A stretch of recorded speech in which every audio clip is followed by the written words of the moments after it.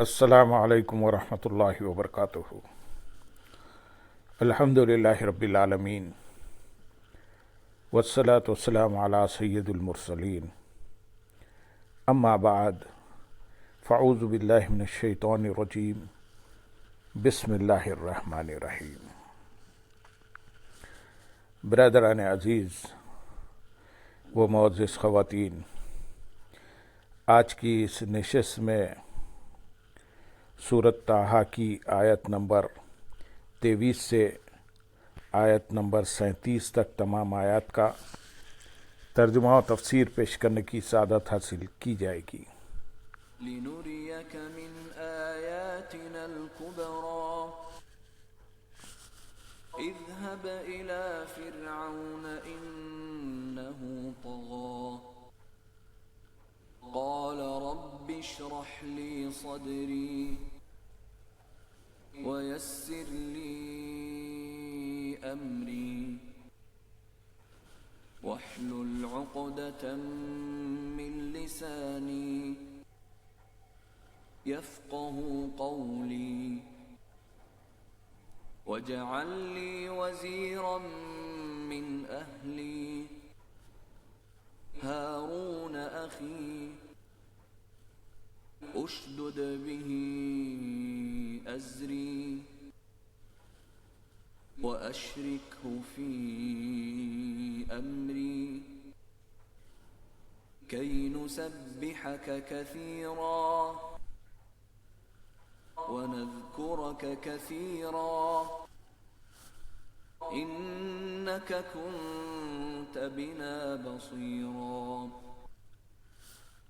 قال قد أوتيت سؤلك يا موسى ولقد مننا عليك مرة أخرى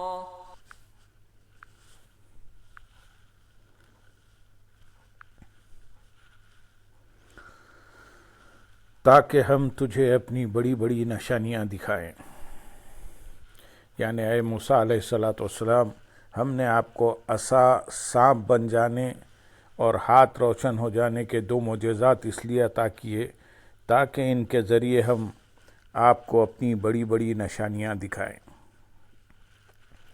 اس آیت میں اللہ تعالیٰ نے اپنے کلیم حضرت موسیٰ علیہ السلام سے ارشاد فرمایا تاکہ ہم تجھے اپنی بڑی بڑی نشانیاں دکھائیں، اور اپنے حبیب صلی اللہ علیہ وسلم کے بارے میں ارشاد فرمایا کہ بے شک اس نے اپنے رب کی بہت بڑی نشانیاں دیکھیں۔ ان میں فرق یہ ہے کہ حضرت موسیٰ علیہ السلام کو جو بڑی بڑی نشانیاں دکھائی گئیں ان کا تعلق فقط زمین کے عجائبات سے ہے، جبکہ سید المرسلین صلی اللہ علیہ وسلم نے اپنے رب عز و جل کی جو بڑی نشانیاں دیکھی ہیں ان کا تعلق زمین کے عجائبات سے بھی ہے اور آسمانوں کے عجائبات سے بھی۔ آیت نمبر 24 میں ارشاد ہے، فرعون کے پاس جاؤ، بے شک وہ سرکش ہو گیا ہے۔ ارشاد فرمایا کہ اے موسیٰ علیہ السلام، تم ہمارے رسول ہو کر فرعون کے پاس جاؤ، بے شک وہ سرکش ہو گیا ہے اور کفر میں حد سے گزر گیا اور خدائی کا دعویٰ کرنے لگا ہے۔ حقیقت میں تو حضرت موسیٰ علیہ السلام کو فرعون اور اس کے تمام ماننے والوں کی طرف بھیجا گیا تھا، البتہ فرعون کو خاص طور پر ذکر کرنے کی وجہ یہ ہے کہ اس نے خدا ہونے کا دعویٰ کیا تھا اور کفر میں حد سے گزر گیا تھا۔ آیت نمبر 25، 26، 27 اور 28 میں ارشاد ہے، موسیٰ نے عرض کیا، اے میرے رب، میرے لیے میرا سینہ کھول دے اور میرے لیے میرا کام آسان فرما دے اور میری زبان کی گرہ کھول دے تاکہ وہ میری بات سمجھے۔ اس آیت اور اس کے بعد والی 3 آیات یعنی آیت نمبر 25، 26، 27 اور 28 کا خلاصہ یہ ہے کہ جب حضرت موسیٰ علیہ السلام کو سرکش فرعون کی طرف جانے کا حکم دیا گیا اور آپ علیہ السلام جان گئے کہ انہیں ایک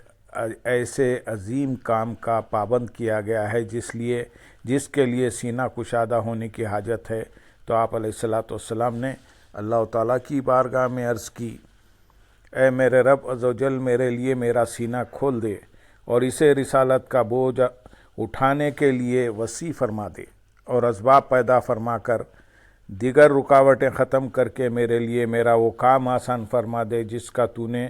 مجھے حکم دیا ہے، اور میری زبان کی گرہ کھول دے جو بچپن میں آگ کا انگارہ منہ میں رکھ لینے سے پڑ گئی ہے، تاکہ وہ لوگ رسالت کی تبلیغ کے وقت میری بات سمجھیں۔ حضرت موسیٰ علیہ السلام کی زبان میں لکنت پیدا ہونے کی وجہ یہ تھی کہ بچپن میں ایک دن فرعون نے آپ کو اٹھایا تو آپ نے اس کی داڑھی پکڑ کر اس کے منہ پر زور سے تماچا مار دیا۔ اس پر اسے غصہ آیا اور اس نے آپ علیہ السلام کو قتل کرنے کا ارادہ کر لیا۔ یہ دیکھ کر حضرت آسیہ رضی اللہ تعالیٰ عنہ نے کہا، اے بادشاہ، یہ ابھی بچہ ہے، اسے کیا سمجھ؟ اگر تو تجربہ کرنا چاہے تو تجربہ کر لے۔ اس تجربے کے لیے ایک تشت میں آگ اور ایک تشت میں سرخ یاقوت آپ علیہ السلام کے سامنے پیش کیے گئے۔ آپ علیہ السلام نے یاقوت لینا چاہا، مگر فرشتے نے آپ علیہ السلام کا ہاتھ انگارے پر رکھ دیا اور وہ انگارہ آپ علیہ السلام کے منہ میں دے دیا۔ اس سے زبان مبارک جل گئی اور لکنت پیدا ہو گئی۔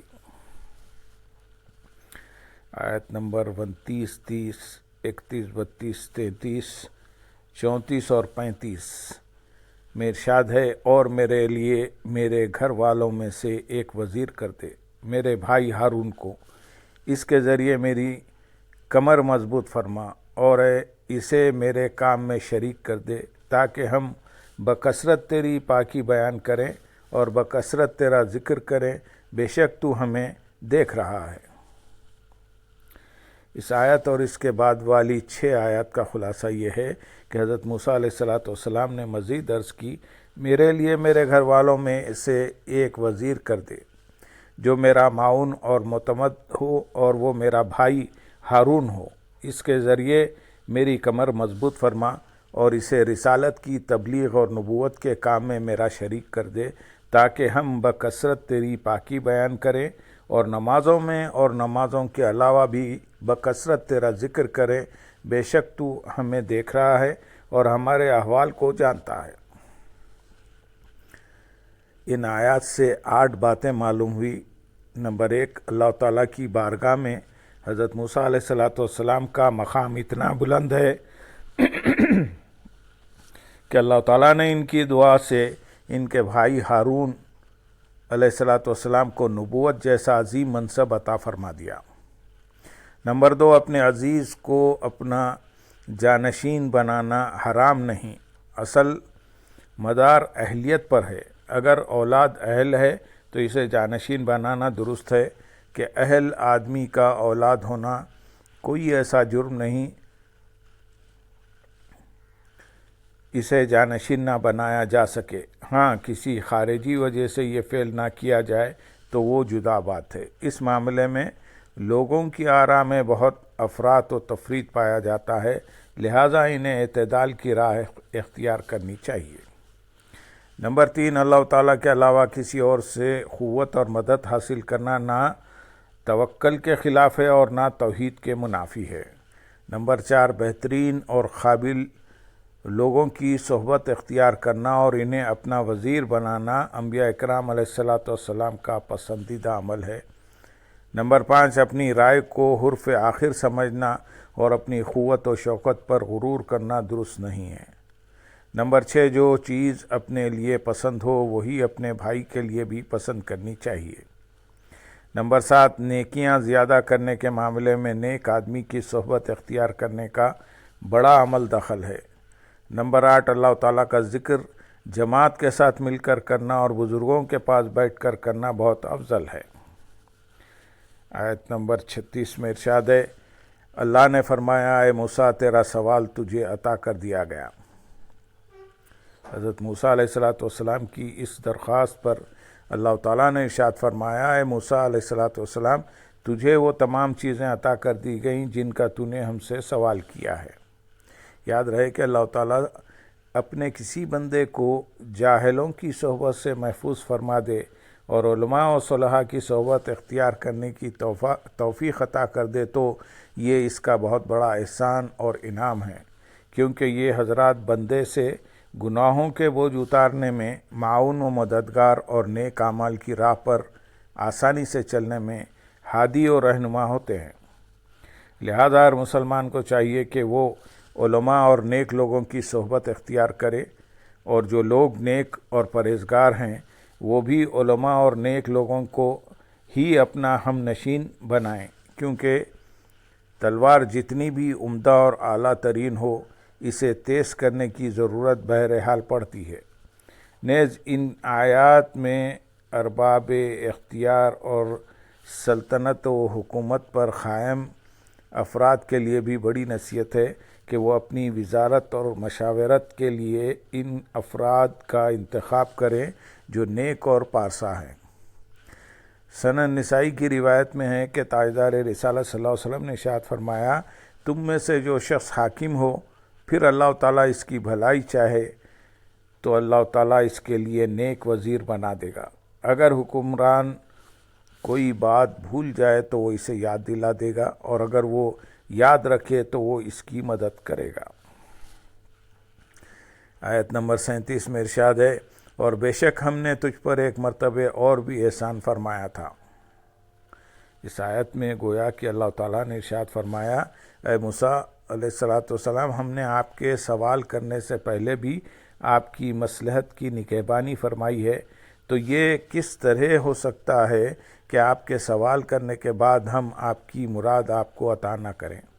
اور جب ہم نے آپ کو پچھلے زمانے میں آپ کی ضرورت کی ہر چیز آپ کو عطا فرمائی اور پہلی حالت سے بلند درجہ عطا کیا، تو یہ اس بات کی دلیل ہے کہ ہم نے آپ کو اس بلند، اہم اور عظیم رتبے پر فائز کیا ہے کہ جس پر فائز شخص کو اس کی طلب کی گئی چیز سے منع نہیں کیا جاتا۔ اللہم صلی علی سیدنا محمد وعلی آل سیدنا محمد وبارک وسلم، وآخر دعوانا ان الحمد للہ رب العالمین۔